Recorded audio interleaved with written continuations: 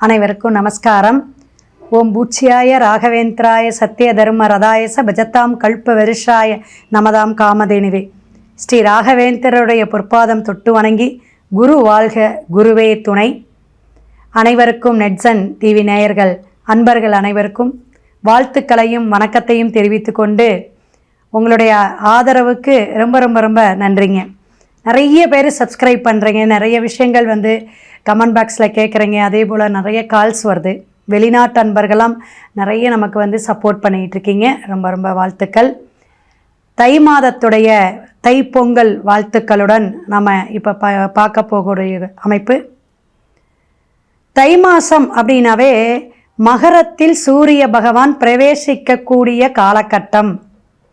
ஒவ்வொரு மாதமும் சூரியன் நகர்ந்து வரக்கூடிய விஷயத்தை தான் நமக்கு தமிழ் மாதமாக நம்ம கணக்கெடுக்கிறோம்.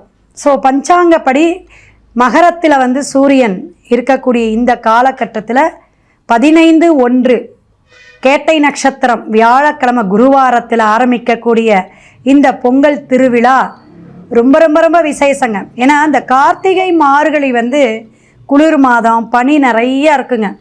அப்படியே அந்த பனிமூட்டம்லாம் விலகி அந்த சூரிய பகவான் பிரபஞ்ச சக்தியோட இருக்கக்கூடிய பஞ்சபூத தத்துவத்துக்கு பிரகாசத்தை கொடுக்கக்கூடிய சூரிய பகவான் ஒரு மிகப்பெரிய நெருப்புக்கோள்.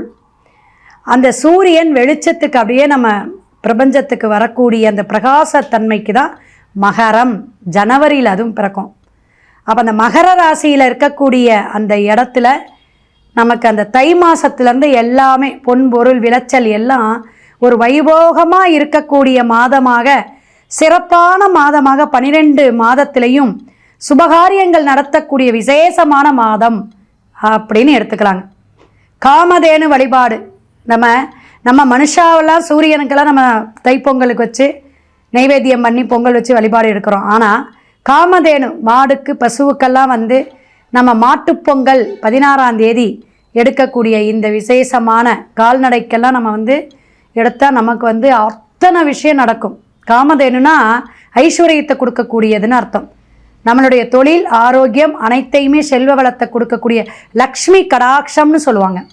அதனால தான் அந்த பூஜை அமாவாசையிலேயோ பௌர்ணமியிலெல்லாம் அந்த பசுவுக்கு நம்ம பூஜை செய்கிறதே அவ்வளோ விசேஷம்.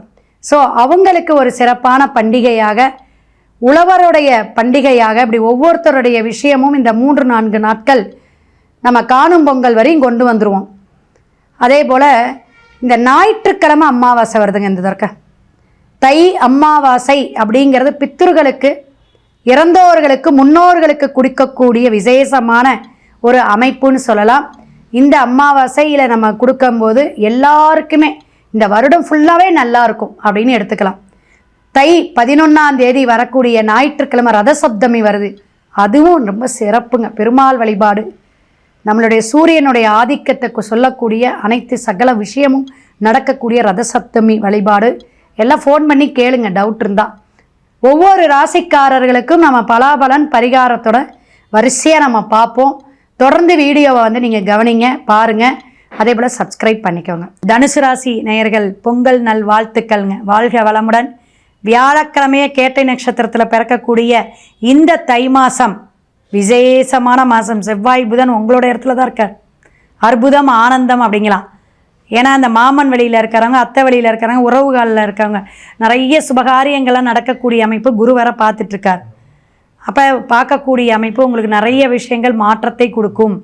நல்ல ஒரு முன்னேற்றத்தை கொடுக்கக்கூடிய அமைப்பு. நல்ல கௌரவம், அந்தஸ்து, மாங்கல்ய பலம் அதிகமாகும். திருமணம் ஆகாதவங்களுக்கு திருமணம் கைகூடி வரக்கூடிய காலகட்டமாக இருக்குது. பெண்களால் ஆதாயம் உண்டு. கணவன் மனைவி ஒற்றுமையாக இருக்கக்கூடிய காலகட்டங்கள். எடுத்த காரியமெல்லாம் ஜெயம். இந்த லவ் பண்ணிகிட்டு இருக்கிறவங்க 2ஆம் தாரமாக அதுக்கு திருமணம் பண்ணக்கூடியவங்களுக்கு மட்டும் நல்ல நாள், நல்ல நட்சத்திரம் இதெல்லாம் பார்த்துக்கோங்க. சூரியன் 2ஆம் இடத்துல சுக்கிரனோடு சேர்ந்துருக்கு. சில தடை தாமதத்தை ஏற்படுத்தக்கூடிய அமைப்பு.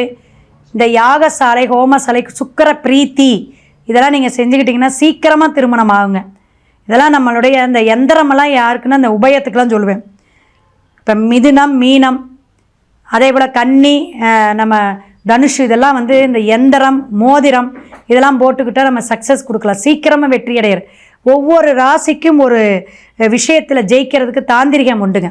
இந்த தாந்திரிகங்கிறது சாதாரண விஷயம் இல்லை. இறை வழிபாடோட நம்ம எடுக்கக்கூடிய மந்திரம் யந்திரம் உருவேக்கிறது. அப்போ நம்ம உருவாக ஆகணும், நல்லா இருக்கணும். இப்போ மூல நட்சத்திரம் கேதுவுடைய நட்சத்திரம் நமக்கு தான் எல்லாம் தெரியும், நமக்கு தான் நாம் எல்லாம் ஜெயிப்போம் அப்படிங்கிற எண்ணங்கள் வரும். உத்திராடம்லாம் இருக்குல்ல, இந்த சூரியனுடைய நட்சத்திரம் இருக்கக்கூடிய பிளேஸ் எல்லாம் எப்படின்னா, நமக்கு எல்லாம் தெரியும், நம்ம சொல்கிறதான் அடுத்தவங்க கேட்கணும், நம்ம தான் ஒரு வழிகாட்டி, எல்லாமே இருக்குது. வருமானம் இருக்கா, வீடு இருக்கா, வண்டி இருக்கா, நல்ல ஒரு அந்தஸ்தான ஒரு செல்வத்தம் இருக்கான்னு அதில் ஒரு கொஸ்டின் மார்க் வந்துடும். அப்போ தேடி தேடி ஓடி ஓடி உழைக்கக்கூடிய அமைப்பில் இருந்தாலும் நமக்கு அது உபயோகமாக இருக்கணும். சொல்லுவாங்களே ஒரு விஷயம், நல்ல வாயன் சம்பாரித்து நார வாயை அனுபவிக்கிறதாங்கிற மாதிரி நம்ம படுற கஷ்டத்துக்கெல்லாம் ஒரு விமோச்சனம் என்னது, நம்ம நல்ல விஷயமா ஒரு தர்ம சிந்தனையோட நல்ல விஷயம், ஒரு கோயில், ஒரு கைங்கரியம், நல்ல விஷயங்கள் செஞ்சுட்டு போகணும். அப்போ யாரோ சம்பாதிக்கிறவங்க சொத்து சேர்த்துக்கிட்டே போய் என்ன பண்ண போகிறோம்? இதெல்லாம் நம்ம கவனத்தில் எடுத்துக்கக்கூடிய காலகட்டமாக இருக்குது. ஏன்னா குரு சமசப்தமாக பார்க்குறார். அந்த எண்ணங்கள்லாம் வரும். அந்த தனத்தை, வரக்கூடிய பணத்தை எப்படியெல்லாம் சேமிக்கணுங்கிற எண்ணங்கள் இருந்தாவே எந்த ஒரு நட்சத்திரக்காரங்களாக இருந்தாலும் ஜெயிக்கலாம். அப்போ அந்த சேமிப்பே நமக்கு என்னதுங்க, ஒரு வருமானம். இதை புரிஞ்சுக்கணும். 3ஆம் இடத்துல ராகு, பல அலைச்சல், பல உளைச்சல், எங்கே போகிறதுனே தெரியாமலாம் நீங்கள் கஷ்டப்பட்டவங்கள இருக்காங்க. எல்லாருக்குமே எல்லாமே கிடைக்குங்கிறது கிடையாது. கோச்சார கிரகங்கிறது ஒரு பொது பலன், சரிங்களா? 4ஆம் இடத்துல சனி, வீடு வண்டி வாகனம் பழுது ஏற்படுறது, கஷ்டங்களை கொடுக்கறது, ஒரு செலவை கொடுக்கறது, அலைச்சலை கொடுக்கறது. தாயாருக்கு எலும்பு சம்பந்தமான கைகால் வலி, உடம்பு வலி, பாத வலியை கொடுக்கும். அம்மாவை நல்லா பார்த்துக்கணும். அவங்களுக்கு ஏதாவது உடம்பு தொந்தரவு வந்துச்சுன்னா உடனே போய் டாக்டர்கிட்ட காமிங்க.